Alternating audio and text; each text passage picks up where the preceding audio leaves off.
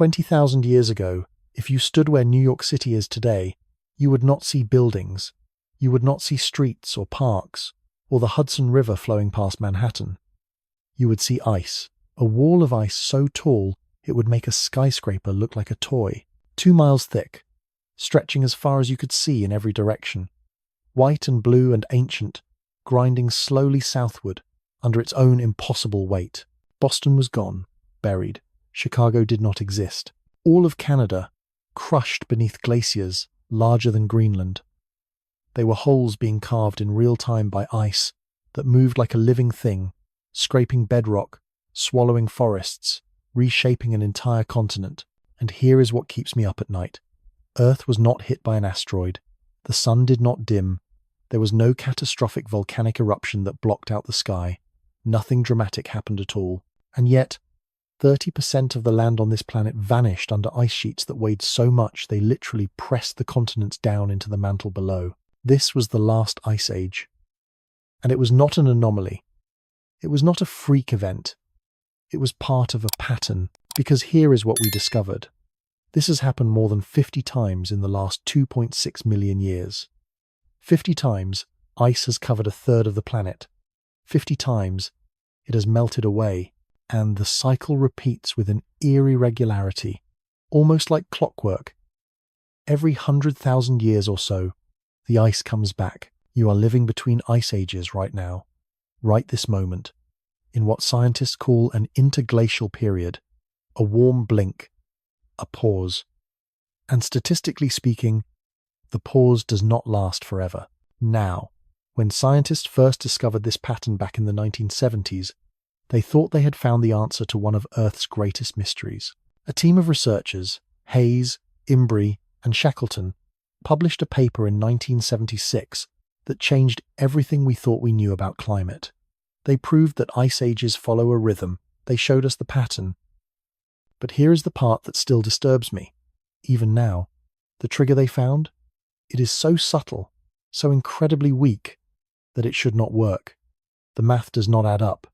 The force is too small, and yet it has controlled the fate of continents for millions of years. I have spent weeks trying to wrap my head around this, reading papers, staring at graphs, trying to understand how something so gentle could be so catastrophically powerful. And honestly, it broke my brain a little, because the thing that triggers ice ages, the thing that buries entire continents under miles of frozen water, is not some violent planetary convulsion. It is a wobble. A slight change in the shape of Earth's orbit around the Sun, changes so small that if you lived through one, you would never notice. Your grandchildren would not notice. Your great-great-great-grandchildren, 100 generations later, would not notice. But the ice notices. The ice remembers. And over thousands of years, the ice responds. This is the paradox that has haunted climate scientists for half a century. How does a force so weak create an effect so overwhelming? How does a tiny orbital shift, a change in the angle of sunlight so minor you would need instruments to detect it, how does that bury Chicago under 2 miles of ice? It is like watching a butterfly flap its wings and then watching a hurricane form on the other side of the world. Except in this case, we can prove the butterfly caused the hurricane. We can see the mechanism. We can trace the chain of events, and it still feels impossible. I want to tell you that story tonight. I want to show you how we figured this out, how we learned to read time itself, going back hundreds of thousands of years, by drilling into ice and pulling up tiny bubbles of ancient air, how we discovered that Earth has a memory, and how that memory revealed a pattern so precise, so regular, that it governs the very ground you are standing on. But more than that, I want to tell you why this matters, not in some abstract, scientific way, but in a deeply human way. Because every single thing you have ever known, every city you have visited, every person you have loved, every meal you have eaten, every word you have read, all of it exists because of an accident of timing. You are alive during a warm period, a brief interglacial. And all of human civilization, everything we have ever built, has happened during this one warm breath between ice ages. The pyramids were built during stable climate. The Roman Empire rose and fell during stable climate. The Renaissance, the Industrial Revolution, the invention of writing itself, all of it happened in the last 11,700 years, which, on the timescale of ice ages, is nothing.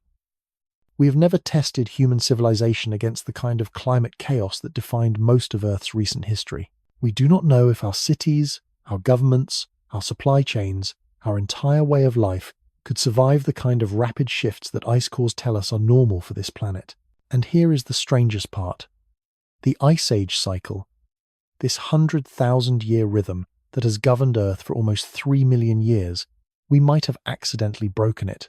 In the last 200 years, we have changed the atmosphere so dramatically that we may have cancelled the next ice age entirely. We have pushed the system into a state it has not been in for millions of years, and we did it before we even understood what we were doing. So the question we are going to explore tonight is this. What force is powerful enough to bury continents in ice, yet subtle enough that we almost missed it? How does Earth amplify a whisper into a scream? And what happens when humans, without meaning to, become louder than the whisper? Before we go any further, let me introduce myself. I am Mr. H, and I make these long documentaries for people who want to learn something while they fall asleep. If that is you, perfect. You are in the right place. Get comfortable. Turn your screen off if you want, or at least dim it way down. And if you are still awake right now, do me a favor. Drop a comment and tell me where you are in the world and what time it is. I love seeing who is out there listening in the middle of the night. It makes this feel less like talking into the void and more like we are all sitting around a campfire together, scattered across time zones, wondering about the same big questions. All right, let us go back, way back, to the moment scientists realized Earth had a secret, a rhythm, a pulse, hidden in ice. In 1998, a team of Russian and French scientists were working at one of the most remote places on Earth, Vostok Station in Antarctica. It is not just remote, it is hostile. The coldest temperature ever recorded on Earth happened there, minus 128.6 degrees Fahrenheit. Cold enough that your breath freezes in midair and falls to the ground as ice crystals. Cold enough that exposed skin gets frostbite in under 2 minutes. Cold enough that metal becomes brittle and shatters. And in this frozen hellscape, these scientists were drilling. Straight down through the ice. They had been drilling for years. Decades.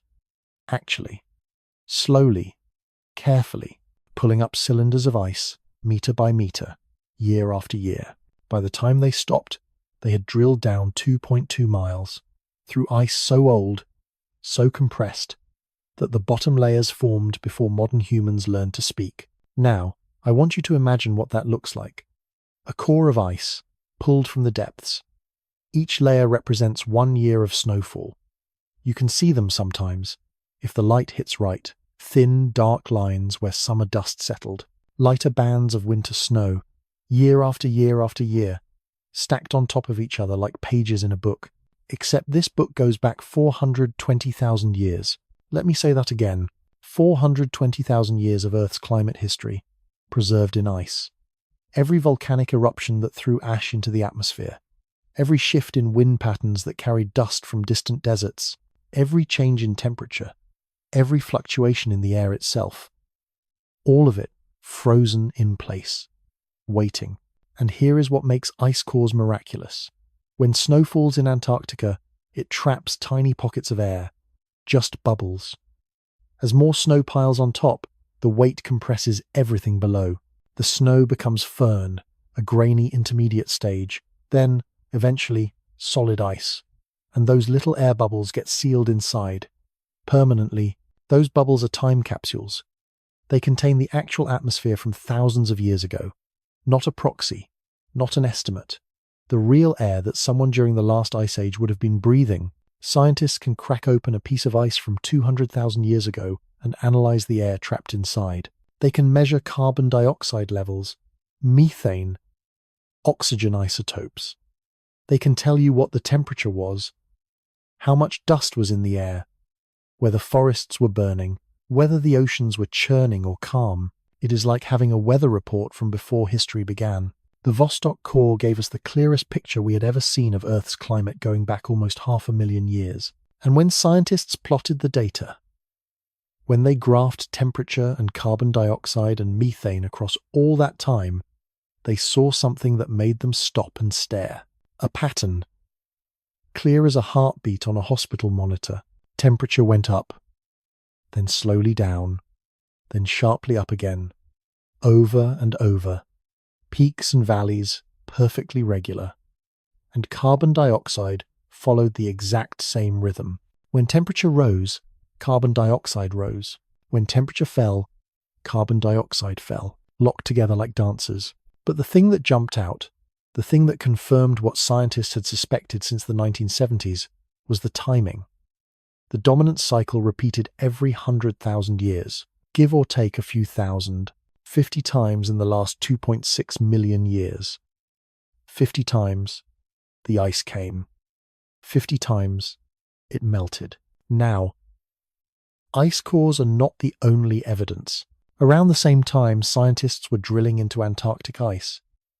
Other researchers were doing something equally remarkable at the bottom of the ocean. They were drilling into mud, deep-sea sediment cores. Layers of mud and clay and the tiny shells of dead sea creatures piling up on the ocean floor for millions of years. And buried in that mud is another record of climate, a different kind of memory.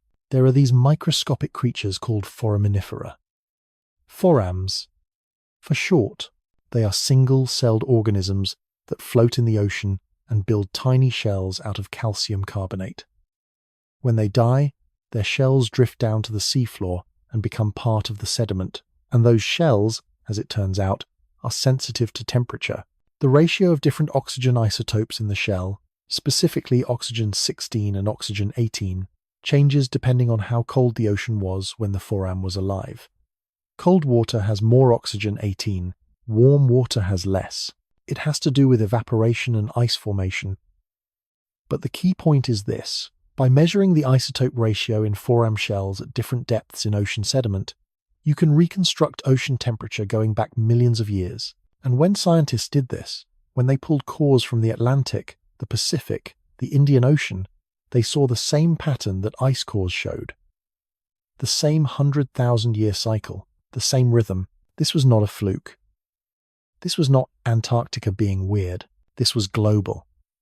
The entire planet, breathing in and out, warming and cooling, in sync. Now, here is where it gets strange. The 100,000-year cycle has not always been the dominant rhythm. If you look at ocean sediment cores that go back further, past about 800,000 years ago, the pattern changes. Between about 2.6 million years ago and 1 million years ago, ice ages still happened. But they followed a different cycle, 41,000 years, not 100,000. Something changed. Around 800,000 to 1.2 million years ago, Earth's climate system switched gears. The rhythm that had governed ice ages for over 1 million years faded into the background, and a new rhythm, a slower rhythm, took over. Scientists call this the mid-pleistocene transition. But we know it did. The evidence is there in the mud, in the ice, in layers of sediment on every ocean floor. The man who first started piecing this together, who first realized that ocean sediments could tell us about ancient climate, was a geologist named Cesare Emiliani. He was 28 years old when he published his groundbreaking work in the 1950s. 28. Younger than a lot of people finishing their PhDs today. He spent years analyzing foram shells under a microscope, measuring isotope ratios, building a temperature record that went back further than anyone had managed before. He proposed that Earth had experienced multiple ice ages, not just one or two like people thought at the time, but many, dozens. People were skeptical. The idea that climate could swing so dramatically, so regularly, seemed impossible. But Emiliani kept working, kept measuring, kept publishing, and eventually, the evidence became undeniable. By the time the Vostok ice core came out in 1998, Emiliani had been dead for 3 years. He never got to see the ice core data that vindicated everything he had worked for. But his methods, his insights, There is something about that which gets to me. The patience required, the faith. You spend your entire career drilling into mud, cutting microscopic shells in half, measuring isotopes, plotting graphs. For what? To prove that ice ages follow a pattern. To show that climate has a memory. Most people would never care. Most people would never even hear about it. But you do it anyway, because the question matters, because understanding matters. Even if the answer comes after you are gone, and the answer, when it finally arrived, when ice cores and ocean cores and computer models all agreed, the answer was both elegant and baffling. Yes, ice ages follow a rhythm. Yes. The rhythm is tied to changes in Earth's orbit. Yes. We can predict when the ice should come and go, but the force driving it all, the orbital, changes themselves. They are so weak, so absurdly, impossibly weak. They should not be able to do what they do. If you look at the amount of sunlight reaching Earth during an orbital shift, it barely changes. We are talking about variations of 0.1% in certain regions. That is it, a rounding error, and yet global temperatures swing by 5 or 6 degrees Celsius. Ice sheets, miles thick, grow and collapse. Sea levels drop 400 feet and then surge back up. How does a whisper create an avalanche? That is the question that ice cores and ocean sediments posed. They showed us the pattern. They proved the cycles were real, but they also revealed a deeper mystery, a paradox at the heart of Earth's climate. Because Earth is not just passively responding to orbital changes, it is amplifying them. Taking a tiny nudge and turning it into a planetary transformation. The ice cores showed us the effect. But the mechanism, the how, that took longer to figure out. And even now, there are pieces we do not fully understand. Feedback loops we are still discovering. Tipping points we have not mapped yet. But here is what we do know. The evidence, the raw data pulled from ice and mud, tells us that Earth has been cycling through ice ages for millions of years. Regularly, predictably. Controlled by forces so subtle that humans lived through countless ice ages without ever realizing there was a pattern, until we learned to drill, until we learned to read the ice, until we learned that Earth keeps a diary, written in bubbles and isotopes and layers of ancient snow.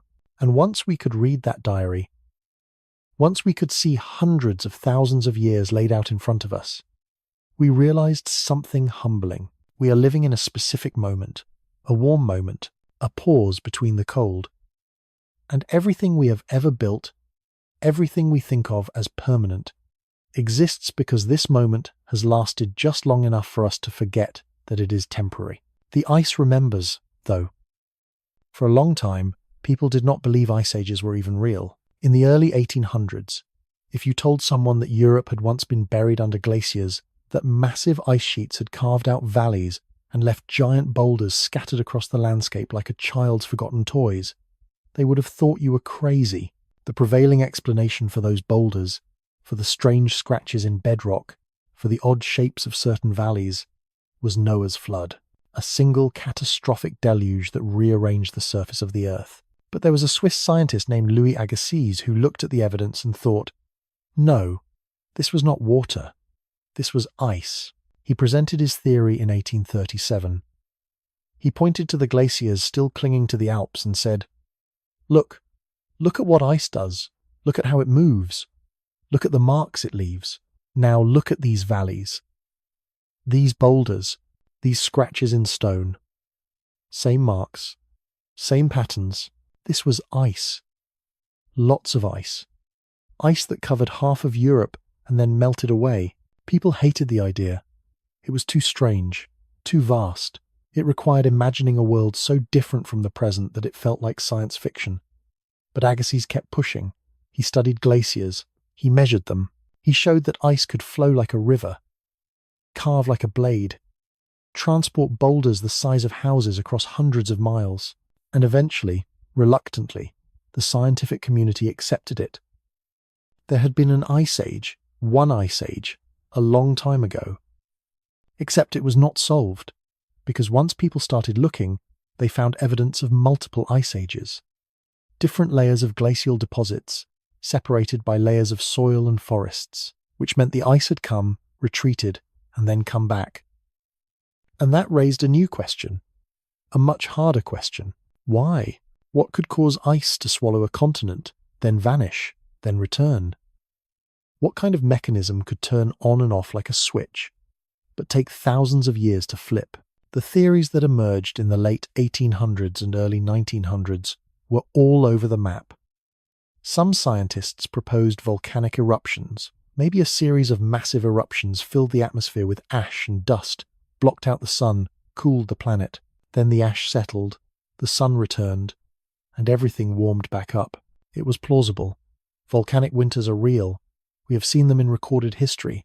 The eruption of Mount Tambora in 1815 caused the year without a summer in 1816. Crops failed across Europe and North America.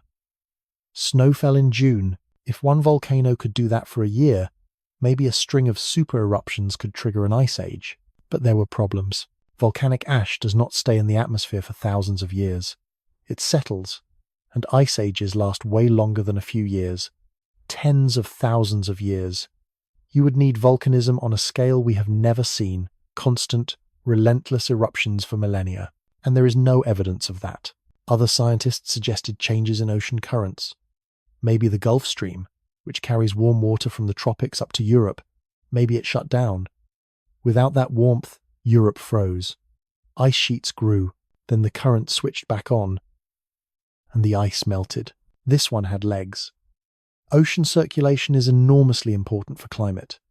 If the Gulf Stream stopped today, temperatures in Europe would plummet. London would feel like northern Canada, but again, the problem was timing. Ocean currents can shift quickly, but ice ages build slowly.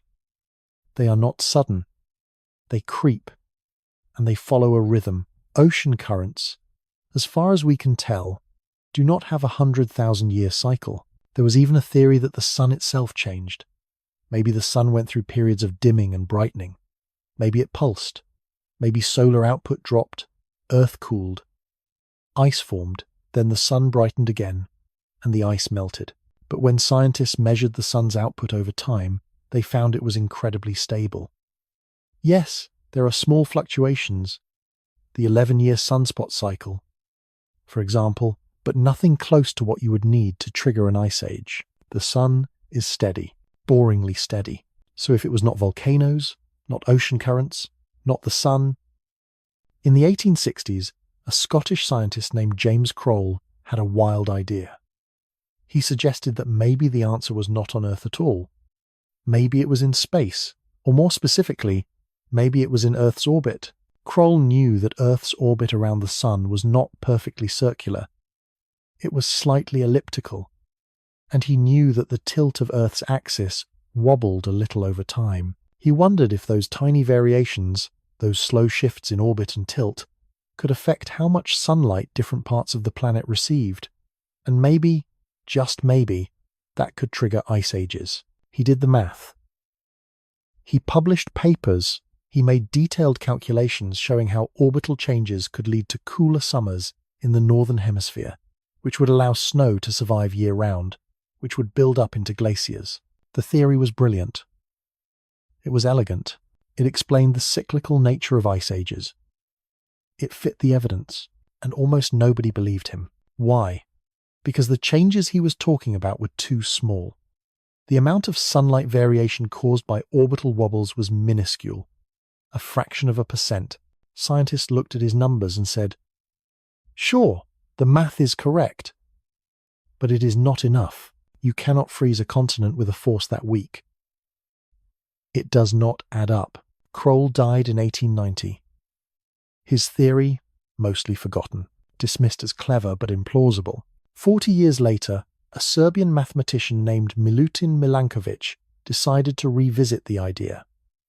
He was an engineer by training, working at the University of Belgrade, and he became obsessed with Kroll's question. Could orbital changes cause ice ages? Milankovic was not content with rough estimates. He wanted precision. He wanted to calculate exactly how much sunlight hit every latitude on Earth at every point in its orbital cycle. He wanted to map the wobbles, the tilts, the shifts, and see what kind of climate patterns they would create. So he spent 30 years doing math. By hand. No computers. He identified 3 main orbital cycles, 3 wobbles that Earth goes through, each on a different timescale. The first is eccentricity. That is the shape of Earth's orbit.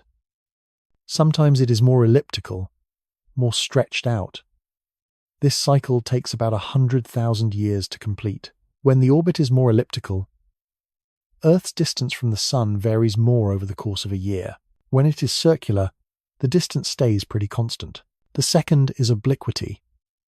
That is the tilt of Earth's axis. Right now, Earth is tilted at 23.5 degrees. But that angle is not fixed. It wobbles between 22.1 and 24.5 degrees over a cycle of about 41,000 years. More tilt means stronger seasons. Less tilt means milder seasons. The third is precession. That is the direction Earth's axis points. If you have ever spun a top and watched it wobble, that wobble is precession. Earth does the same thing. Its axis traces a slow circle in space, completing one full wobble every 19 to 23,000 years. This affects which hemisphere is tilted toward the Sun during summer. Milankovitch calculated how all 3 of these cycles interact, how they combine and interfere with each other, how they change the distribution of sunlight across the planet over hundreds of thousands of years. And from those calculations, he predicted when ice ages should occur. He published his work in 1941 during World War II. The world had bigger problems than ancient climate cycles. His book, Canon of Insulation and the Ice Age Problem, was dense, technical, written in Serbian and German. Almost nobody read it, and the few scientists who did read it were skeptical. Same problem Kroll had. The orbital changes Milankovitch described were real. The math was correct, but the effect seemed too weak. The change in sunlight was only a few % at most. How could that bury North America under ice? Milankovitch never saw his theory widely accepted. He died in 1958. 17 years later, in 1976, 3 scientists published a paper in the journal Science: Hayes, Imbrie, and Shackleton.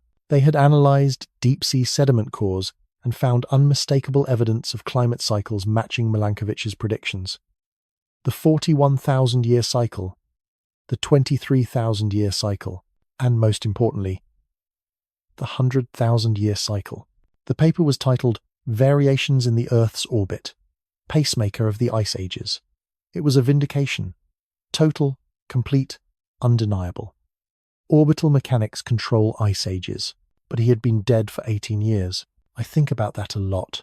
The loneliness of being right too early, of spending decades on a problem, solving it, publishing the answer, and then watching the world shrug and move on, of dying before anyone realizes what you did. There is something deeply human about that, the need to be understood, to have your work seen, to know that the thing you poured your life into mattered. Milankovitch never got that. He died thinking his life's work was a footnote, an interesting idea that did not pan out. And then, nearly 2 decades after his death, the world caught up. Scientists drilled into the ocean floor and found his cycles written in mud and shells. They looked at ice cores and saw his predictions confirmed. They built computer models and watched virtual ice sheets grow and shrink exactly when Milankovitch said they should. He was right. He had always been right. The ice ages march to the rhythm of Earth's orbit. The wobbles matter. The tilts matter. The slow drift from circular to elliptical and back. It all matters. But here is the thing that still haunts scientists today. Milankovitch explained when ice ages happen. He identified the pacemaker. But he did not fully explain how. He showed us the trigger. But the trigger is still too weak. If you calculate how much incoming sunlight changes because of orbital wobbles, it is not enough. Not by itself. Not even close. To go from the world we live in now to a world where Canada is under 2 miles of ice, you need temperature swings of 5 or 6 degrees Celsius globally. But orbital changes only account for a fraction of that. Maybe 1 degree, maybe less. So something else is happening. Something is taking that small orbital nudge and amplifying it, turning a whisper into a roar. And figuring out what that something is, figuring out the amplification mechanism, that is where the real mystery lives. Milankovitch gave us the rhythm, but Earth is doing something with that rhythm, something powerful, something we are still trying to fully understand. Now, if you are still awake, and honestly, I hope some of you are drifting off by now because that is the whole point, do me a favor, leave a comment, tell me where you are in the world and what time it is. I love seeing those little notes from people in different time zones, all of us wondering about the same strange planet together. It makes this feel less like shouting into the dark and more like a conversation. And if you are using this to fall asleep, perfect. That is exactly why I make these. Let your screen go dark. Let the words wash over you. You do not need to remember every detail. Just let it carry you. All right. Let us keep going. Because now we need to answer the big question. The question Milankovitch could not fully answer. How does a wobble bury a continent? The first thing you need to understand about ice ages is that they do not start in winter. That sounds backwards, I know. You would think ice ages begin when winters get colder, when snow piles higher, when temperatures plunge and everything freezes solid. But that is not how it works. Ice ages begin when summers get cooler, just cool enough that last winter's snow does not completely melt. Let me explain why that matters. Imagine you live in northern Canada. Every winter, snow falls. Every summer, most of it melts. The cycle repeats. Winter, summer, winter, summer. The landscape stays roughly balanced. Some years more snow, some years less. But overall, stable. Now imagine one summer is a little cooler than usual, not dramatically colder, not freezing, just cool enough that 10% of the snow that fell last winter does not melt.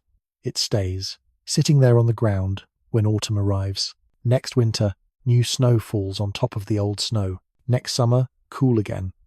Another 10% survives. This continues, year after year. Each summer, just cool enough that a little bit of snow survives. And that little bit adds up. After a decade, you have a snowfield. After a century, you have a glacier. After 1,000 years, you have an ice sheet. And here is the key. Once you have an ice sheet, it starts making its own weather. It cools the air around it. It reflects sunlight back into space. It creates conditions that help it grow even larger. The ice becomes self-reinforcing. This is what Milutin Milankovitch figured out. Ice ages are not about harsh winters. They are about mild summers. Summers that fail to erase winter. And orbital mechanics, those wobbles and tilts he spent 30 years calculating, they control how much sunlight hits the northern hemisphere during summer. Let me walk you through the 3 orbital cycles and how each one affects climate. First, eccentricity, the shape of Earth's orbit. Right now, Earth's orbit is nearly circular. The eccentricity is about 0.017. That is a measure of how stretched out the ellipse is. 0 would be a perfect circle. 1 would be a straight line. We are very close to circular, but it has not always been this way. Over the course of about 100,000 years, the orbit slowly stretches into a more elliptical shape. At maximum eccentricity, the value reaches about 0.058. Still pretty close to circular, but enough to matter. When the orbit is more elliptical, Earth's distance from the Sun varies more throughout the year. At the closest point, called perihelion, Earth is about 91 million miles from the Sun. At the farthest point, called aphelion, it is about 94.5 million miles away. That is a difference of about 3.5 million miles. More distance means less sunlight. The intensity of sunlight follows an inverse square law. Double the distance, you get 1/4 the light. So when Earth is at aphelion, it receives about 6% less solar energy than at perihelion. Now, 6% sounds like a lot, but here is the thing. Eccentricity changes very slowly, and the overall change in solar energy reaching Earth, averaged over the whole year, is only about 0.2%. Tiny, almost negligible. And yet, this is the cycle that seems to dominate ice ages. The 100,000-year rhythm matches the eccentricity cycle. Not perfectly, not cleanly, but close enough that it cannot be a coincidence. This is one of the big mysteries. Eccentricity is the weakest of the three orbital cycles in terms of energy. It should not be the most important one, but it is, and scientists are still arguing about why. Second cycle, obliquity, the tilt of Earth's axis. Right now, Earth is tilted at 23.5 degrees. That tilt is the reason we have seasons. When the northern hemisphere is tilted toward the sun, it is summer there. When it is tilted away, winter. 6 months later, the situation reverses. But the angle of tilt changes over time. It wobbles between 22.1 degrees and 24.5 degrees over a cycle of 41,000 years. More tilt means more extreme seasons, hotter summers, colder winters. The difference between summer and winter gets bigger. Less tilt means milder seasons, cooler summers, warmer winters. Everything evens out. And remember, ice ages start with cool summers. So when Earth's tilt decreases, when the angle gets smaller, summers get milder. Snow has a better chance of surviving.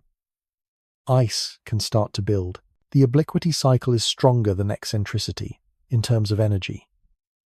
It changes the distribution of sunlight more dramatically, and for the first 1.5 million years of the Ice Age era, from about 2.6 million years ago to 1 million years ago, obliquity was the dominant cycle. Ice ages came and went every 41,000 years like clockwork.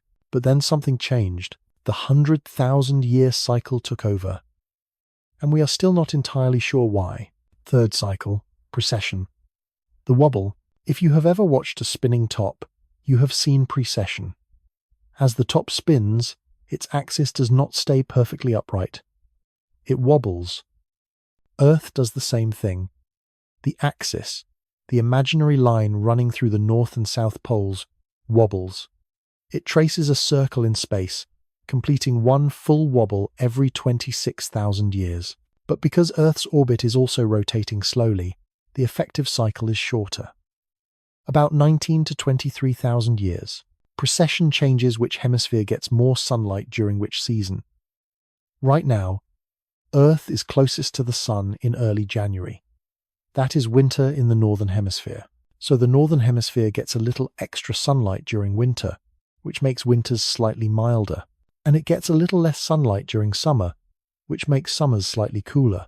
But 13,000 years ago, it was the opposite. Earth was closest to the sun in July. Northern hemisphere summers were hotter. Winters were colder. This cycle affects seasonal contrast. It makes summers in one hemisphere hotter or cooler, depending on where Earth is in its orbit, when that hemisphere tilts toward the sun. So you have 3 cycles: eccentricity, obliquity, precession, each one operating on a different timescale, each one affecting sunlight in a different way. And they all overlap. They all interfere with each other. Sometimes they align, amplifying the effect. Sometimes they cancel each other out. Milankovitch calculated all of this. He figured out how to combine the 3 cycles and predict, for any point in the past or future, how much sunlight would hit any latitude during any season. It was an extraordinary achievement, decades of math, done by hand, to produce a map of Earth's orbital climate. And when scientists tested his predictions against ice core data and ocean sediment data, they found he was right. The cycles are real, the timing matches. Orbital mechanics set the pace for ice ages. But here is what still keeps climate scientists up at night. The amount of energy involved is too small. When you add up all the orbital changes, the total variation in sunlight hitting the northern hemisphere during summer, the key variable for ice growth, is only about 0.1% in crucial regions. 0.1%. And yet, global temperatures swing by 5 or 6 degrees Celsius between ice ages and warm periods. Ice sheets 2 miles thick grow and collapse. Sea levels drop 400 feet and then rise again. Entire ecosystems shift. Forests become tundra. Deserts become grasslands. You cannot get that kind of massive global change from a 0.1% variation in sunlight. It does not work. the math does not add up. Unless something is amplifying the signal, unless Earth is taking that tiny orbital nudge and turning it into something much, much bigger. Think of it like this. Imagine you are pushing a child on a swing. You do not need to push hard. You do not need to use a lot of force. You just need to push at the right moment. At the top of the arc, when the swing is about to come back down, you give it a little nudge, just a small push, timed perfectly, and the swing goes higher. Because you are adding energy at the exact right moment. You are working with the natural rhythm of the system. That is what orbital cycles do. They push at the right moment. They nudge Earth's climate when it is most sensitive. And something in the climate system responds. Something amplifies the nudge. But what is doing the amplifying? What part of the climate system is so sensitive that a fraction of a % change in sunlight can trigger a planetary transformation? That is the question. And the answer, as it turns out, is not just one thing. It is several things. Feedback loops, processes that reinforce themselves, small changes that cascade into big changes. Ice ages do not happen because the sun dims. They happen because Earth's climate has leverage points, tipping points. And once you start pushing, once the ice starts growing, the system takes over. It amplifies itself. It runs away. A whisper becomes a shout. A nudge becomes an avalanche. Understanding those feedback loops, mapping those tipping points, figuring out exactly how Earth turns orbital wobbles into ice ages, that is where the story gets really interesting. Because it is not just about the past. It is about the present and the future. Because we are living in a climate system that has these leverage points, these sensitivities, these places where small changes can become big changes. And right now, we are pushing on those points harder than orbital mechanics ever did. But we will get to that. First, let me show you how the amplification works. How Earth takes a whisper and turns it into a scream. There is a moment that happens every winter if you live somewhere cold. The first real snowfall of the season. You wake up, look out the window, and the world has changed. Everything is white. The streets, the roofs, the trees, and the light is different. Brighter somehow. Sharper. That brightness is not your imagination. Snow reflects light. A lot of light. Fresh snow can reflect up to 90% of the sunlight that hits it. It bounces the energy right back into space before it has a chance to warm anything. Compare that to ocean water, which absorbs about 94% of the sunlight that hits it, or dark soil, or forest. All of those surfaces soak up energy. They convert sunlight into heat. But snow says no thanks and sends the energy away. This is called albedo. It is a measure of how reflective a surface is. 0 means the surface absorbs everything. 1 means it reflects everything. Fresh snow has an albedo of around 0.8 to 0.9. Ocean water is about 0.06. Now imagine what happens when a little bit of extra snow survives the summer, because orbital mechanics made the seasons slightly cooler. That snow sits there. It reflects sunlight. The ground underneath stays cooler than it would have if the snow had melted. So next winter, snow falls on top of already cold ground. And now you have more reflective surface, which means even more sunlight gets bounced back into space, which means even less warming. You see what is happening here? It is a loop, a feedback loop. Ice creates conditions that favor more ice. The system reinforces itself. This is the ice albedo feedback, and it is one of the main reasons a tiny orbital nudge can trigger massive climate change. Because once the ice starts growing, it helps itself grow. It does not need the orbital cycles to keep pushing. It pushes itself. Scientists estimate that the ice albedo feedback can amplify the initial cooling by a factor of 2 or 3. So that 0.1% change in summer sunlight, it starts to become 0.2 or 0.3%. But that is just the first amplifier. There are more. The second feedback loop involves carbon dioxide. We talked earlier about ice cores and the air bubbles trapped inside. One of the things scientists measured in those bubbles was carbon dioxide concentration. And what they found was striking. During ice ages, Atmospheric carbon dioxide dropped to about 180 parts per million. During warm interglacial periods, it rose to about 280 parts per million. That is a difference of 100 parts per million. And temperature followed the exact same pattern. When carbon dioxide went up, temperature went up. When carbon dioxide went down, temperature went down. Now, this created a controversy. Which came first? Did temperature drive carbon dioxide, or did carbon dioxide drive temperature? The answer, as best we can tell, is both. Here is how it works. When the ocean gets colder, it can hold more dissolved gas. This is basic chemistry. If you have ever opened a warm soda and had it fizz everywhere, you have seen this in action. Warm soda cannot hold as much carbon dioxide. It escapes. The ocean works the same way.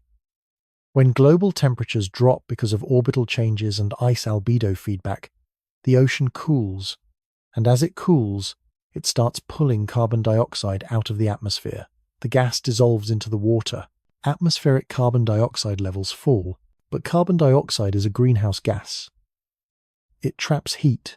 Less carbon dioxide in the atmosphere means less heat gets trapped, which means temperatures fall further, which means the ocean gets even colder, which means it pulls even more carbon dioxide out of the air. Loop, feedback, amplification. The carbon dioxide feedback is huge. Some estimates suggest it accounts for about half of the temperature swing between ice ages and warm periods. That is enormous. It takes the small orbital signal and doubles it, or more, and it works in reverse too. When orbital cycles shift and summers start getting warmer, ice begins to melt. Less reflective surface means more heat absorption. Temperatures rise. The ocean warms. Warm ocean releases carbon dioxide, like a can of soda left in the sun. More carbon dioxide in the atmosphere means more greenhouse warming. Temperatures rise faster. More ice melts. More carbon dioxide releases. The system runs away. Not forever.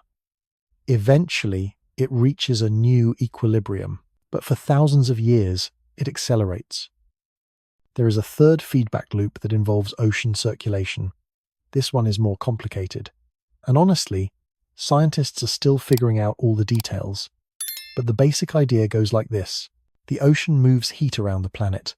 Warm water from the tropics flows toward the poles. This circulation, called thermohaline circulation, is driven by differences in temperature and salinity. Thermo for temperature, haline for salt.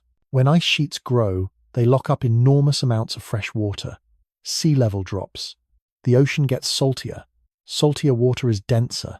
It sinks more easily. This can strengthen ocean circulation, which moves more heat toward the poles, which can slow ice growth. But when ice sheets melt, they dump massive amounts of fresh water into the ocean. Fresh water is less dense than salt water. It floats. And if enough fresh water floods into the North Atlantic, it can disrupt the sinking that drives circulation. The Gulf Stream, which brings warmth to Europe, can weaken, or even shut down temporarily. We know this has happened. There is an event in the climate record called the Younger Dryas. About 12,900 years ago, right in the middle of the warming period after the last ice age, temperatures suddenly plunged. Europe went back into ice age conditions.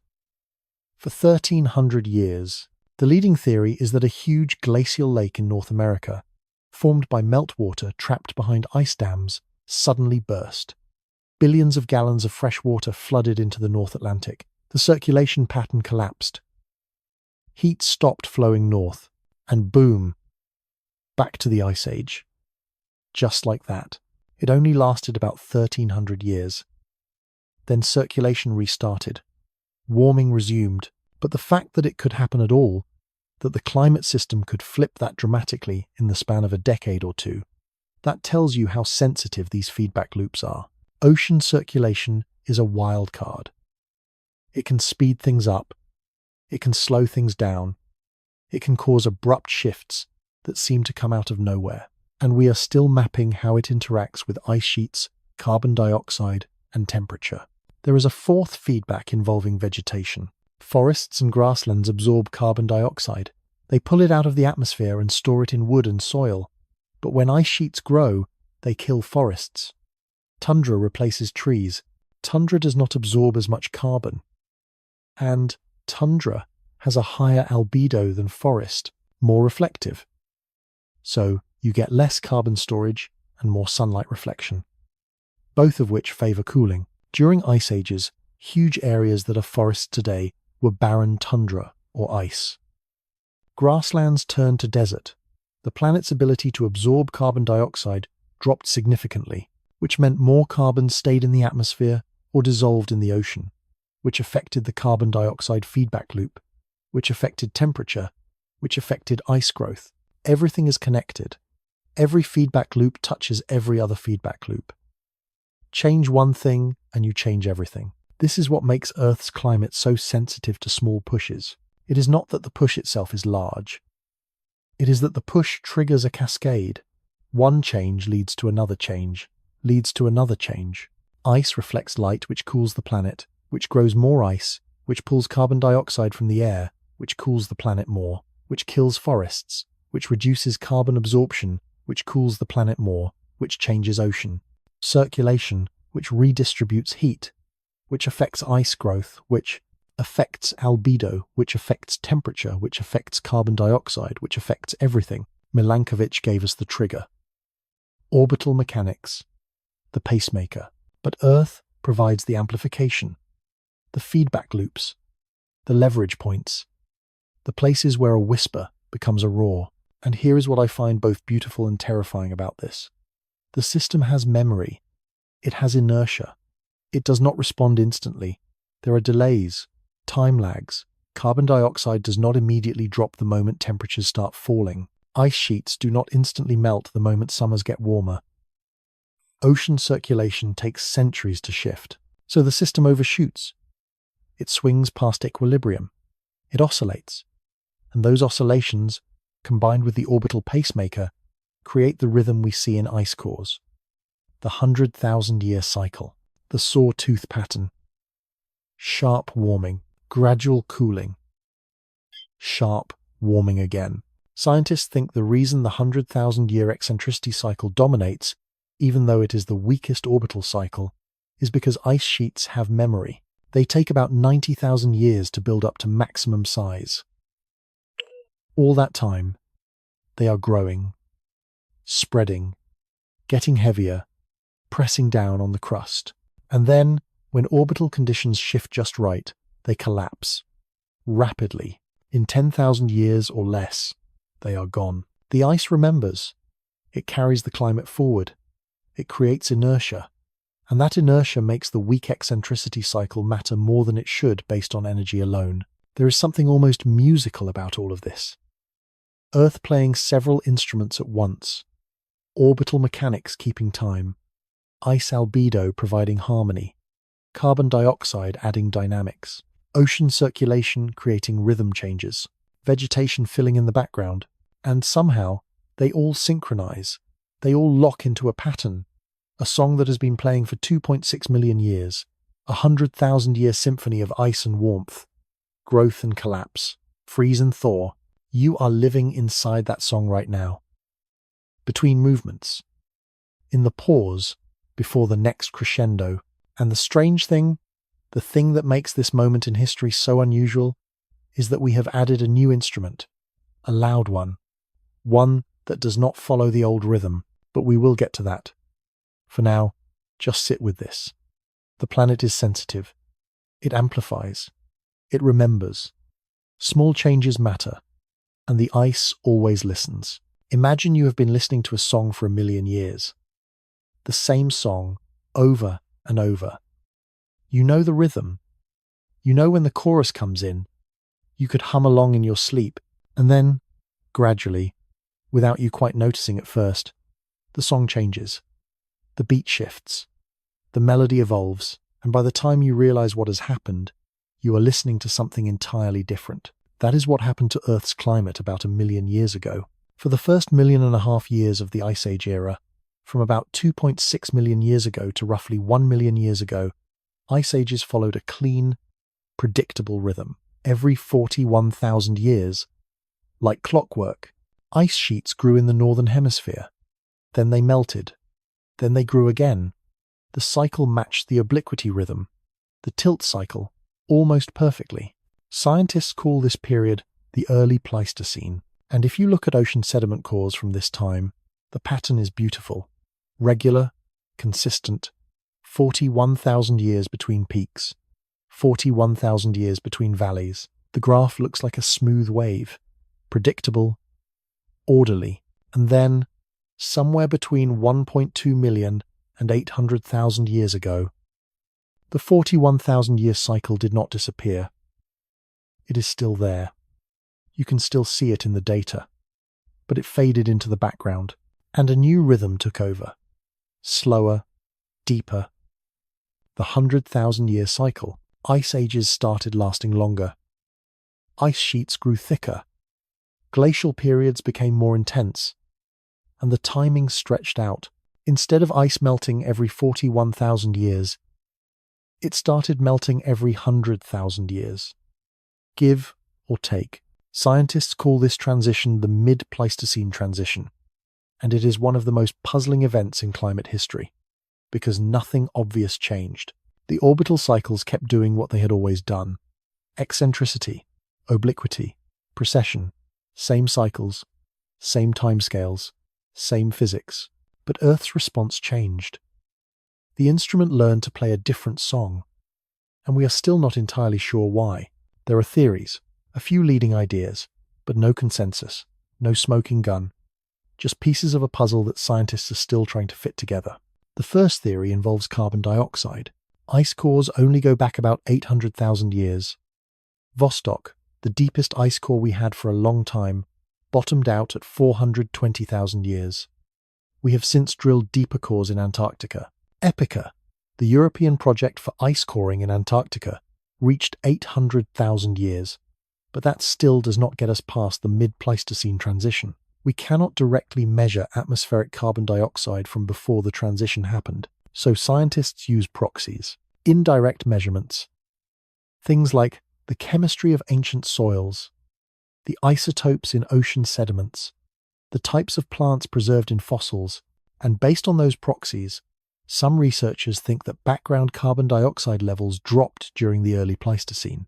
Not a lot, maybe from 280 parts per million down to around 250 or 260 parts per million, a small drop. Here is the idea. When carbon dioxide levels are higher, the climate system is less sensitive to orbital forcing. It takes a bigger push to trigger an ice age. So during the early Pleistocene, when carbon dioxide was slightly higher, only the stronger orbital cycles, like obliquity, could overcome the greenhouse effect and start significant ice growth. But as carbon dioxide dropped, the system became more sensitive. Now even the weak eccentricity cycle could tip things over the edge. And once ice sheets started growing larger, the feedback loops we talked about earlier, ice albedo and carbon dioxide release from the ocean, those kicked in harder. The ice grew thicker, the cycles lengthened. It is a threshold hypothesis. The idea that climate systems have tipping points. Below a certain carbon dioxide level, the rules change, the behavior changes, and Earth crossed that threshold about 1 million years ago. The second theory is more physical, more mechanical, and it has to do with dirt. During the early ice ages, when glaciers first started forming in North America, they were grinding over loose sediment, soil, gravel. This loose stuff, called regolith, does not provide great traction for ice. Glaciers can slide over it relatively easily, but here is what happens when glaciers slide. They carve, they scrape, they remove the loose material and expose bedrock underneath. Over the course of 1 million years, repeated glaciations scraped away most of the regolith in key areas. Northern Canada, Scandinavia, places where ice sheets formed. By the time the mid-Pleistocene transition happened, much of that loose material was gone. The glaciers were sitting on bare rock, and ice sticks to rock better than it sticks to dirt. This is called the regolith removal hypothesis. The idea is that once glaciers had a solid foundation, they could grow larger without sliding away. They could build up to thicknesses that earlier glaciers could not sustain. Thicker ice means more albedo, more cooling, more feedback amplification, and suddenly the weak eccentricity cycle which could not trigger massive glaciations before, now could, because the ice had better purchase. It is a strange idea, the notion that the ground itself, the substrate under the ice, could change the rhythm of climate cycles. But there is some evidence for it. Sediment cores show that glacial deposits after the transition are different. The ice was doing something different, growing in ways it had not before. The third theory involves the ice sheets themselves, their dynamics, their internal behavior. Ice is not static. It flows. It deforms. And large ice sheets, miles thick, covering millions of square miles, they develop their own rhythms, their own instabilities. When an ice sheet gets big enough, the pressure at the base becomes enormous. The weight of all that ice pressing down generates heat through friction. The bottom layer starts to melt, even though the surface is frozen solid, and liquid water at the base acts like a lubricant. The whole ice sheet can start sliding, surging, moving faster than it should. This can cause rapid collapse. The ice sheet reaches a critical size, becomes unstable, and disintegrates in a geologically short time. Thousands of years instead of tens of thousands. Some scientists think that once ice sheets started growing larger after the regolith was removed, they developed this kind of internal instability. They could persist for 90,000 years, growing slowly, and then collapse rapidly in 10,000 years. And that asymmetry, that saw-tooth pattern of slow growth and rapid collapse that created the 100,000-year rhythm. The ice was no longer just responding to orbital cycles. It was creating its own rhythm, resonating with the orbital forcing. Yes, but also adding its own behavior, its own memory, its own inertia. This theory suggests that climate is not just about external forcing, it is also about internal dynamics. It takes the inputs, the orbital cycles, and interprets them through its own structure. And that structure can change, can evolve. All three theories might be partly true. Carbon dioxide drops, regolith gets removed, ice sheets develop new dynamics. And together, these changes push the climate system into a new regime, a new mode of operation. What strikes me about this is the timescale. The transition took 400,000 years. That is not a sudden shift. That is a slow drift, a gradual evolution. Generation after generation of ice ages, each one slightly different from the last. Each one teaching the system something new, Earth learning, Earth adapting, Earth finding a new rhythm. And here is what that means for us. Climate systems are not fixed. They are not static. They can fundamentally change their behavior. The rules that govern climate today might not be the rules that govern climate a million years from now, or even 100,000 years from now. We are living in a climate system that has already proven it can reinvent itself, that can switch from one mode to another, that can find new patterns, new rhythms, new ways of responding to the same inputs. That should be humbling, because it means stability is not guaranteed. The Holocene, the 11,700 years of remarkably stable climate we have enjoyed, that is an anomaly, a gift. Most of Earth's recent history has been far more variable, far less predictable. We got lucky. We were born into the pause, the warm moment, the stable interglacial that allowed agriculture, cities, civilization, everything you know. But the system remembers how to change. It has done it before, and it will do it again. The mid-pleistocene transition reminds us that Earth is not a machine following simple rules. It is a complex system with thresholds and feedbacks and memory. It evolves. It surprises us. And right now, we are pushing on it harder than orbital mechanics ever did. We are testing it in ways it has not been tested in millions of years. But before we get to that, let me take you back to what it was actually like. 20,000 years ago, you could have walked from France to England without getting your feet wet. The English Channel did not exist. Not as water, anyway. It was a valley, a cold, windswept plain where reindeer grazed and small bands of humans followed herds across what is now the floor of the sea. Because sea level was 400 feet lower than it is today. 400 feet. That is taller than a 30-story building. All that water, billions and billions of gallons, was locked up in ice, sitting on top of Canada and Scandinavia and parts of Siberia in sheets so thick they would dwarf any mountain range you have ever seen. The Laurentide ice sheet covered almost all of Canada and stretched down into what is now the northern United States. Chicago was under 1.5 miles of ice. Boston, buried. New York, gone. The weight of that ice was so enormous, it actually pushed the Earth's crust down. The bedrock underneath Canada sank hundreds of feet into the mantle, like pushing your thumb into clay, and it is still rebounding. Even now, 11,000 years after the ice melted, the land in northern Canada is still slowly rising, about 1/2 inch per year in some places. The Earth remembering the weight that used to be there. This was the last glacial maximum, the peak of the most recent ice age. It lasted from about 26,500 years ago to 19,000 years ago. And if you were alive then, your world would have been almost unrecognizable compared to ours.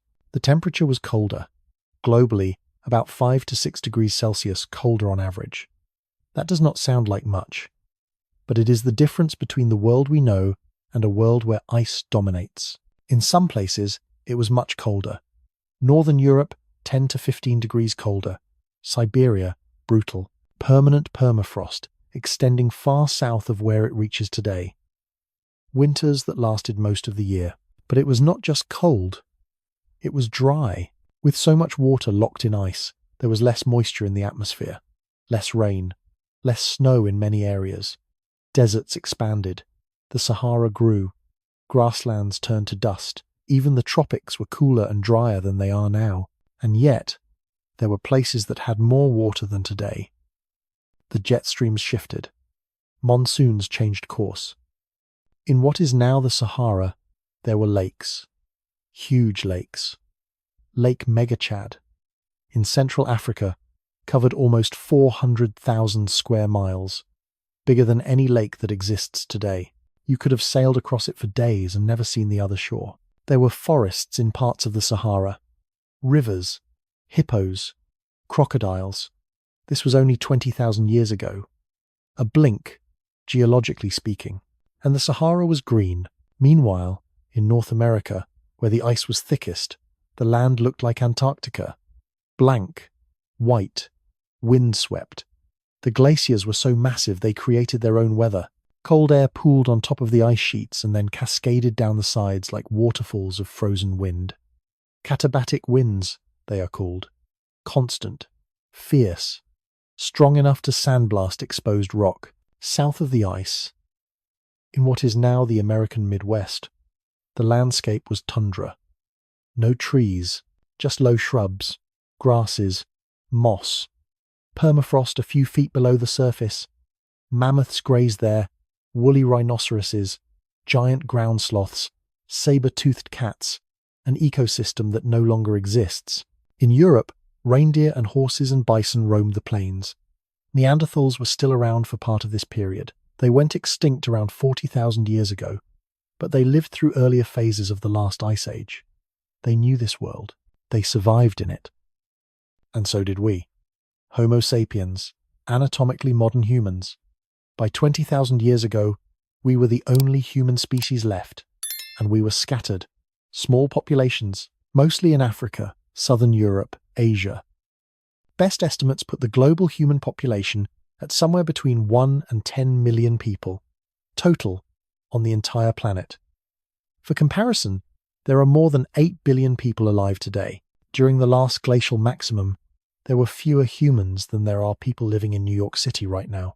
We survived in small bands, extended families, 50 people, 100 people, moving with the seasons, following game, gathering plants when they could find them, living in caves when available, or building shelters from mammoth bones and hides, and they left evidence. Cave paintings in France and Spain, created during the Ice Age, show the animals they hunted: bison, horses, aurochs. The images are beautiful, detailed, made with ochre and charcoal by firelight, deep in the earth, by people who understood their world intimately. They made tools, sophisticated tools, blades, needles for sewing clothing, harpoons for fishing, spear throwers to hunt large game from a distance. They had art, music, flutes carved from bird bones, sculptures, jewelry. These were not primitive people stumbling through the dark. These were humans like us. Same brains, same capacity for language, abstraction, creativity. They just lived in a harder world, because the climate during the Ice Age was not just cold, it was unstable. Greenland ice cores reveal something terrifying. During glacial periods, temperature could swing wildly. These rapid shifts are called Dansgaard-Oeschger events, named after the scientists who discovered them. They happened over and over during the last Ice Age, 25 times in the last 100,000 years. Imagine living through that. You are a child, and the climate is one way. Harsh but stable. You learn to survive. You learn where the herds go, when the plants fruit, how to read the weather. And then, in the span of your adolescence, everything changes. The temperature plunges, or spikes. The herds move. The plants die. The rivers freeze. Or thaw. Your entire world shifts underneath you. And you have to adapt or die. This happened to our ancestors. Not once, not twice, dozens of times. And they survived. They adapted. They moved. They learned. There is something humbling about that. We think of ourselves as resilient, as adaptable, but we have never been tested like that. Not in recorded history. The entire span of human civilization, all 11,700 years of it, has happened during a period of extraordinary climate stability. We have no idea how our cities, our economies, our social structures would hold up against the kind of rapid, chaotic shifts that were normal during the Ice Age. Our ancestors did not have cities to lose. They did not have agriculture to fail. They were mobile, flexible, and still, it must have been terrifying. Watching the world change, not knowing why, not knowing if it would ever stop. Around 19,000 years ago, the ice started to retreat. Slowly at first, then faster. Summers got warmer. Snow melted. Glaciers thinned. Rivers of meltwater carved channels through the landscape. Massive lakes formed at the edges of the ice sheets, dammed by walls of glacial debris. Sea level started rising. Inch by inch, year by year. Coastlines that had been stable for thousands of years began to flood. People who had lived on what is now the continental shelf, hunting and fishing, had to move inland. Their campsites, their tools, their homes, all of it now underwater. The land bridge between Asia and North America, a place called Beringia, was over 1,000 miles wide during the Ice Age. Humans crossed it, followed game, moved into the Americas, but as the ice melted and sea level rose, Beringia flooded. The Bering Strait opened, and the Americas were cut off from Asia. Somewhere, someone was the last person to walk across Beringia before the ocean took it back. They had no idea. They were just living their life, moving with their family, hunting, surviving. And behind them, quietly, the sea rose and erased the path. Forests returned. Tundra gave way to grassland. Grassland gave way to trees, birch, pine, eventually oak and elm. The landscape transformed, and the megafauna, the giant animals that had thrived in the cold, they started to disappear. Mammoths went extinct. Giant ground sloths, saber-toothed cats, woolly rhinos. There is a debate about why. Some scientists think climate change killed them. Their habitat disappeared too quickly. Others think humans hunted them to extinction. Probably it was both. Climate stress weakened populations, and human hunting finished them off. By 11,700 years ago, the Ice Age was over. The Holocene had begun. The warm period we still live in, and humans, who had survived the cold, the instability, the rapid shifts, who had endured while Neanderthals and Denisovans went extinct, humans were about to do something new. We were about to invent agriculture, settle down, build cities, write, calculate, dream of things beyond survival, all because the climate stabilized. All because the ice retreated and stayed away long enough for us to grow food, accumulate surplus, develop specialization, Everything you know, everything you have ever experienced, every book, every song, every building, every idea, all of it exists because a group of people 20,000 years ago survived an ice age. And then the ice melted, and the world warmed, and the chaos stopped. For a while, your ancestors walked across vanished lands under stars so clear you could see the shape of the galaxy. They huddled around fires in the endless cold. They painted animals on cave walls by flickering light. They survived, and you are here because of them. Sometimes I think about that. The unbroken chain. Every one of your ancestors, going back hundreds of thousands of years, survived long enough to have children. Every single one. Through ice ages, through rapid climate shifts, through megafauna and predators and starvation and cold. An unbroken thread connecting you to people who lived in a world you cannot imagine. And they made it, against impossible odds. They made it, and so you are here, reading this, listening, thinking about ice ages from the safety and warmth of the modern world. You come from survivors. Remember that. 11,700 years ago, give or take a few decades, something remarkable happened. The climate stabilized. Not perfectly, not completely. There were still fluctuations. Cooler periods, warmer periods, droughts, floods.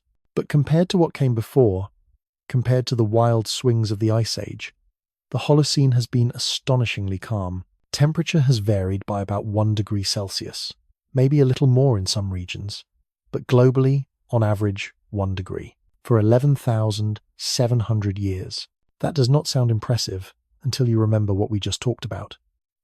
During the Ice Age, temperature could swing 10 degrees in a decade. The climate was chaotic, unpredictable, unstable, and then it just stopped. The swings dampened, the system settled, and Earth entered a warm, stable, interglacial period that has lasted longer than most. We do not entirely know why the Holocene has been so stable. Previous interglacials were more variable. They had sharper temperature spikes, more regional chaos. The interglacial before this one, called the Eemian, which happened about 125,000 years ago, it was warmer than the Holocene. Sea level was 15 to 20 feet higher. But it was also less stable. Temperature fluctuated more. The Holocene is different, steadier, gentler. And that steadiness is not normal. It is a gift, an accident of orbital timing, ocean circulation, and atmospheric composition that happened to align in a way that gave us stability. And in that stability, everything changed. Around 10,000 years ago, in a region called the Fertile Crescent, in what is now Iraq, Syria, and Turkey, people started doing something new. They stopped following wild plants and started cultivating them. Wheat. They saved seeds, planted them intentionally, waited, harvested. Agriculture. It happened independently in other places too. China, Mesoamerica, the Andes, Sub-Saharan Africa, New Guinea. Within a few thousand years, people all over the world were farming, growing food instead of hunting and gathering it. And farming changes everything. When you farm, you stay in one place. You build permanent structures. You accumulate things. You do not have to carry everything you own on your back because you are not moving with the seasons anymore. You can make pottery, store grain, build granaries. And when you have stored food, you have surplus. And surplus creates specialization. Not everyone needs to farm. Some people can make tools. Some can weave. Some can trade. Some can think. Some can govern. Civilization, as we understand it, requires agriculture. And agriculture requires stable climate. If the rains fail 1 year out of 3, you cannot rely on crops. You starve. If temperature swings wildly, your growing season disappears. If rivers flood unpredictably or dry up without warning, you cannot irrigate. But the Holocene gave us predictability. Seasons you could count on. Monsoons that arrived when expected. Rivers that flowed steadily. The first cities appeared around 5,000 years ago. Uruk in Mesopotamia. Memphis in Egypt, Mohenjo-Daro in the Indus Valley, thousands of people living together. organized, governed, trading, building, writing emerged. First as accounting, keeping track of grain stores, then as law, then as literature. The Epic of Gilgamesh was written down 4,000 years ago. Stories, myths, knowledge preserved outside of human memory for the first time. Mathematics developed. Astronomy, engineering, philosophy, art, music, all of it built on the foundation of agricultural surplus made possible by stable climate. The Egyptians built the pyramids during the Holocene. The Romans built their empire. The Maya built their cities in the jungles of Central America. The Chinese dynasties rose and fell. The Renaissance happened. The Enlightenment, the Industrial Revolution, every single thing you have ever learned about history, every empire, every invention, every book, every discovery, all of it happened in the last 11,700 years. All of it happened during this one warm, stable pause between ice ages. And here is what keeps me up at night. We have never tested any of this against climate instability. We do not know if cities can survive rapid climate shifts. If agriculture can adapt to temperature swings of 5 or 10 degrees in a generation. If supply chains can hold up when coastlines flood and rivers dry up and growing seasons move faster than people can migrate. Human civilization is 11,700 years old. The Ice Age cycle is 100,000 years old. We have existed entirely within one phase of that cycle. The warm phase, the stable phase, the easy phase, and statistically, we are near the end of it.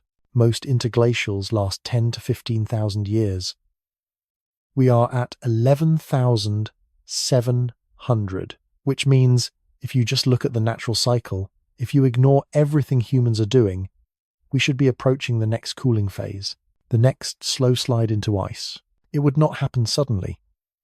Ice ages build gradually, over thousands of years. Summers getting slightly cooler, snow surviving a little longer each year, ice sheets beginning to grow in northern Canada and Scandinavia. Our great-great-great-grandchildren, 100 generations from now, might start to notice. Winters lasting longer, growing seasons shortening, glaciers advancing where they used to retreat, but that is only if the natural cycle continues. And there is increasing evidence that we have interrupted it. More on that in a moment. First, I want you to sit with this idea. Everything you think of as permanent, as normal, as the way the world is, it only exists because of a temporary climatic calm. The Holocene is an island, a warm island in a sea of ice. And we washed up on this island 11,700 years ago, and we built everything here. Not knowing it was an island, not knowing the sea surrounds us. There is a graph that climate scientists pass around. It shows temperature for the last 800,000 years, reconstructed from ice cores, and it looks like a saw blade. Sharp teeth, peaks and valleys. The valleys are ice ages, long, deep, gradual. 90,000 years of slow cooling, ice building, feedback loops amplifying. The peaks are interglacials, short, sharp, warm. 10,000 years, 15,000 years max. Then back down into the cold, and we are at a peak, at the top of one of those teeth. Except the next valley might not come, because we have changed the chemistry of the atmosphere in ways that dwarf orbital mechanics. But even setting that aside, even just looking at the natural pattern, it is humbling. And all of human achievement, all of our art and science and philosophy and love, all of it fits inside this moment. The Ice Ages do not care about our cities. They do not care about our borders or our economies or our carefully laid plans. They operate on timescales that make human history look like a single breath. And yet, here we are, breathing, building, dreaming, in the warm pause, in the eye of a storm that has been raging for millions of years. Previous interglacials left almost no trace. No cities, no writing, no monuments, because there were no humans capable of building them, or if there were, they were so few and so scattered that nothing survived. But this interglacial is different. We were here, we built, we wrote things down, we left a mark.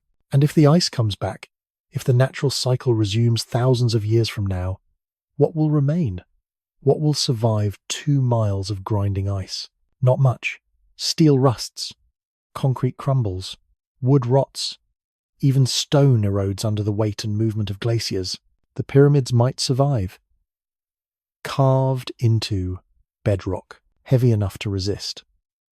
But most of what we have built would vanish, ground to dust, buried under sediment, erased. Future geologists, if there are any, drilling into ice cores 100,000 years from now, they might see a thin layer in the ice, a band of elevated carbon dioxide, traces of industrial chemicals that do not occur naturally, radioactive isotopes from nuclear tests, a signal, faint but unmistakable, evidence that something happened during this interglacial. They might wonder what we were, how many of us there were, what we built, what we knew, and they would have no way to find out, because the ice would have taken it all. That is the scale we are talking about, the indifference of deep time, the rhythm that has governed this planet for millions of years and will continue long after we are gone. We are not separate from this cycle. We are part of it. And right now, in this moment, we are living through something unprecedented. An interglacial where one species, humans, became powerful enough to alter the cycle itself. We did not mean to. We did not set out to cancel the next ice age. We just wanted warmth, light, power, comfort. And in pursuing those things, we changed the atmosphere so dramatically that we have pushed the climate system into a state it has not been in for millions of years. The ice was supposed to come back. The rhythm was supposed to continue. But we broke the rhythm. And now we are in uncharted territory. Let me show you what we did and what it means. For 2.6 million years, Earth's climate danced to the rhythm of orbital mechanics, eccentricity, obliquity, precession. Ice grew and melted in response to wobbles in our path around the sun. Carbon dioxide rose and fell between 180 and 280 parts per million. Temperature swung in predictable cycles. And then, about 250 years ago, coal at first, to power steam engines, to run factories, to heat homes, then oil, then natural gas. Millions of years of stored carbon, locked away in ancient plants and plankton, compressed into rock, and we dug it up and set it on fire. We did not know what we were doing. Not really. The first paper suggesting that carbon dioxide might affect climate was not published until 1896 by a Swedish scientist named Svante Arrhenius, and even he thought it would take thousands of years for humans to meaningfully change the atmosphere. He was wrong. Before the Industrial Revolution, atmospheric carbon dioxide sat at about 280 parts per million, the same level it had been at for thousands of years. The stable Holocene baseline. Today, it is over 420 parts per million, and rising by about 2.5 parts per million every year. Let me put that in perspective. During the Ice Age cycles we have been talking about, carbon dioxide swung between 180 and 280 parts per million, 100 part per million range, and those swings took 10,000 years, sometimes more. We have increased carbon dioxide by 140 parts per million in 250 years, and we are accelerating. The rate of change is faster now than it has been at any point in the last 66 million years, since the asteroid that killed the dinosaurs. This is not a natural fluctuation. This is not part of the orbital cycle. This is us, and carbon dioxide matters. We talked about this earlier. It is a greenhouse gas. It traps heat. More carbon dioxide means more warming. The relationship is not linear, but it is strong, undeniable. The planet has already warmed about 1.2 degrees Celsius since the pre-industrial era, and we are on track for more. Depending on what we do in the next few decades, we could see 2 degrees, 3 degrees, possibly more. Now, you might be thinking, wait, earlier you said that orbital cycles only change temperature by fractions of a degree, and that triggers ice ages. How can 1 or 2 degrees of human-caused warming not be catastrophic? Good question. And the answer is, it is. It already is. The difference is the direction and the speed. Ice ages happen when the planet cools slowly over thousands of years. Ecosystems have time to migrate. Species have time to adapt. The changes unfold over timescales longer than human lifetimes, longer than civilizations. What we are doing is the opposite. We are warming the planet rapidly. In decades, not millennia. And we are warming it during an interglacial, when it is already warm. We are pushing the climate into a state it has not been in for millions of years. The last time carbon dioxide was consistently above 400 parts per million was during the Pliocene epoch, 3 to 5 million years ago. Before the Ice Age cycles even started, global temperature was 2 to 3 degrees warmer than today. Sea level was 50 to 80 feet higher. There were forests in the Arctic, camels in northern Canada. That is the world we are recreating. Not intentionally, not maliciously. And here is the truly strange part. By doing this, by pumping so much carbon dioxide into the atmosphere so quickly, we have likely cancelled the next ice age. A study published in 2016 by a team led by Andrzej Ganopolski used climate models to simulate the next 100,000 years. They found that even without human influence, the next ice age was probably delayed. The current orbital configuration is not quite right to trigger major glaciation. We might have had another 50,000 years of interglacial warmth naturally, but with human carbon dioxide emissions, the delay stretches to 100,000 years, possibly longer. We have essentially skipped the next ice age entirely, the cycle that has governed Earth for 2.6 million years, the rhythm that shaped continents and directed evolution, and determined which species survived and which went extinct. We broke it. In 250 years, not on purpose. We were not trying to stop ice ages. We were trying to stay warm. Cook food. Power machines. Build things. Live. But the side effect of all that burning, all that carbon, is that we have become a geological force. A force comparable to orbital mechanics. Comparable to the ice albedo feedback. Comparable to ocean circulation changes. Humans are now part of the climate system, whether we like it or not. And the thing is, we cannot just undo it. Even if we stopped all carbon emissions tomorrow, the carbon dioxide we have already released will stay in the atmosphere for thousands of years. Some of it will dissolve into the ocean. Some will be absorbed by plants and soil. But the process is slow. The atmosphere does not clear quickly. We have committed ourselves to centuries of elevated carbon dioxide, centuries of warming, centuries of climate change. The ice sheets in Greenland and Antarctica are already melting, faster than models predicted even a decade ago. Sea level is rising, glaciers are retreating, permafrost is thawing, releasing methane, another greenhouse gas, which accelerates warming further. The feedback loops we talked about earlier, the ones that amplify orbital signals, they work both ways. Ice albedo feedback does not care whether warming is caused by orbital changes or human emissions. It just responds. Less ice means less reflection, means more warming, means less ice. We have triggered the amplifiers, and they are running. Now, I am not telling you this to scare you, or to make you feel hopeless. I am telling you because it is true, and because understanding what we have done, what we are doing, is important. We are living through both the end of a natural climate cycle and the beginning of a human-dominated climate. Both things are true at the same time. The Ice Age rhythm still exists. The orbital mechanics are still happening. Eccentricity, obliquity, precession, all still there, still cycling, still nudging, but we are nudging harder, much harder, and faster. The Earth has been in situations like this before. High carbon dioxide, warm temperatures, melting ice. It has happened many times over the planet's 4.5 billion year history. Earth will be fine. Life will adapt.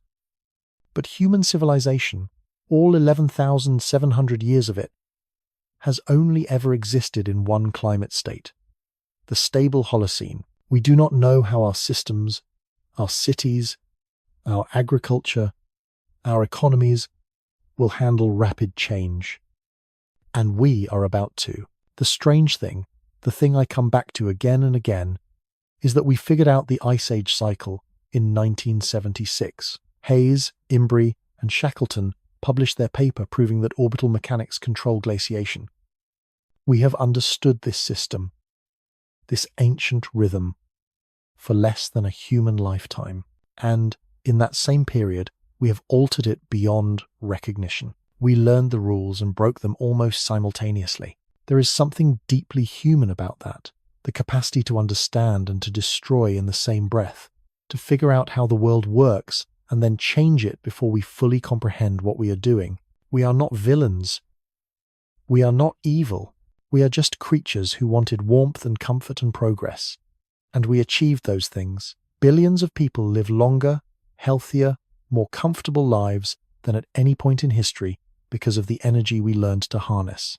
But the cost, the unintended consequence, is that we have pushed the planet into a new era. The age where human activity is the dominant force shaping climate and ecosystems. We did not ask for this responsibility. But we have it now. The ice ages are not coming back. Not for 100,000 years.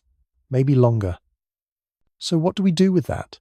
How do we live in a world where we have become as powerful as the forces that shaped continents? I do not have all the answers. No one does. Learning in real time what it means to be a species capable of altering planetary systems. But I do know this. Understanding matters. Knowing where we came from, how the climate system works, what we have changed and why, that knowledge is not optional. It is essential because we cannot fix what we do not understand, and we cannot make good decisions about the future if we do not know the past. The Ice Ages taught us that small changes can have big consequences, that Earth amplifies signals, that feedback loops matter, that the climate system has memory and inertia and thresholds. And now we are applying those lessons to ourselves, to our own actions, trying to understand what we have set in motion and what we might still be able to change. The story is not over. We are still writing it, and the ending is not determined. But whatever happens, we are part of the story now, part of Earth's deep history, a thin layer in future ice cores, a spike in carbon dioxide, a pulse of warmth in the long record of planetary climate. We were here. We changed things, and the ice remembers. You have travelled a long way tonight, 2.6 million years, 50 ice ages, continents buried and revealed, oceans rising and falling, carbon dioxide dancing with temperature in rhythms older than language. You have watched Earth learn new songs, shift from one cycle to another, amplify whispers into transformations that reshape the surface of the planet. You have stood beside scientists drilling through time, pulling up ancient air trapped in ice, reading the memory of a planet that forgets nothing. You have walked with your ancestors across lands that no longer exist, Beringia, the floor of the English Channel, the Green Sahara. You have felt the weight of ice that pressed continents into the mantle. You have survived, in your mind, the climate chaos that they survived in their bodies. And you have seen how everything you know, every comfort, every certainty, rests on 11,700 years of unusual calm. A pause, a breath, a warm island in a sea of ice. That is a lot to hold, a lot to think about. And you have done enough thinking for one night. Here is what I want you to know. Your worries, whatever they are real.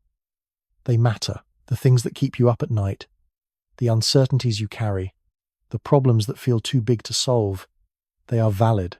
And also, you are part of a story that is 2.6 million years old. You are made of atoms that have cycled through ice and ocean and atmosphere countless times. You breathe air that mammoths breathed. You are built from the same carbon that once lived in ancient forests, dissolved in prehistoric seas, sat locked in glaciers for 100,000 years. You are not separate from this planet. You are woven into it, part of the pattern. Both things can be true. Your life matters. Your struggles are real. And you are also a small part of something vast and ancient and ongoing. There is comfort in that, I think. In remembering that the Earth has been doing this for a very long time. Cycling, changing, adapting, finding new equilibriums. The ice comes, the ice goes. Life persists, evolution continues. The planet knows what it is doing, even when we do not. And you, right now, in this moment, you do not have to hold it all. You do not have to understand every feedback loop. You do not have to carry the weight of deep time on your shoulders. You can let it go. Just for tonight. Just for now. The orbital cycles will keep turning, whether you think about them or not. The ice sheets will respond to the laws of physics without your supervision. The Earth will keep spinning. The sun will rise. You can rest. Somewhere in Antarctica, snow is falling. Soft. Quiet. Settling on ice that is already thousands of years old. Each flake a tiny addition to a record that will be read someday. Maybe by someone curious about this particular moment in Earth's history. Your breath, the air you are breathing right now, some of it will end up in that ice, trapped in bubbles. 100,000 years from now, someone might crack open a core and release the air from tonight, your moment. But that is for later, for deep time, for the long arc of the planet's memory.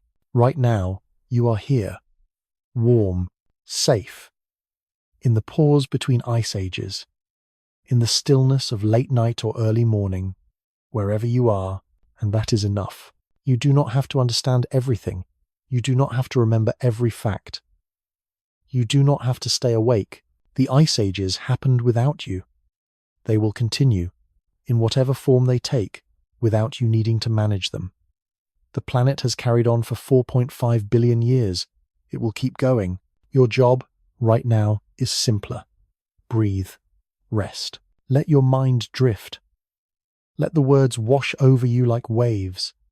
Let the deep time settle around you like snow. You have done enough. You have thought enough. You have held enough. Now you can let go. Imagine the ice, 2 miles thick, patient, ancient, pressing down on bedrock with the weight of millennia, moving so slowly you could never see it, grinding, shaping, remembering, and then imagine it melting. Water running in rivers over the surface, carving channels, pooling in lakes, eventually flowing to the sea, the ice giving itself back to the ocean. Everything changes. Everything flows. Ice to water to vapor to cloud to rain to ice again. Carbon dioxide breathing in and out of the ocean. Heat moving from equator to poles and back. The whole planet in constant, patient motion. You are part of that motion, part of that flow. And right now, being means resting. So, rest. Let your breathing slow. Let your thoughts drift like clouds.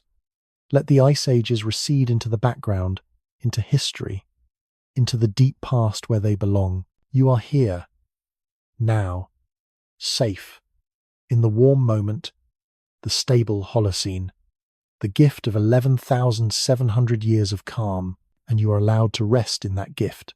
You have earned it. Not because you did anything special, but because you are here, because you exist, because you are a small, brief, beautiful part of this ancient planet's story. So sleep now. Let it all go. Let the ice remember. Let the earth do what it has always done. You do not have to carry this tonight. You can rest. Good night.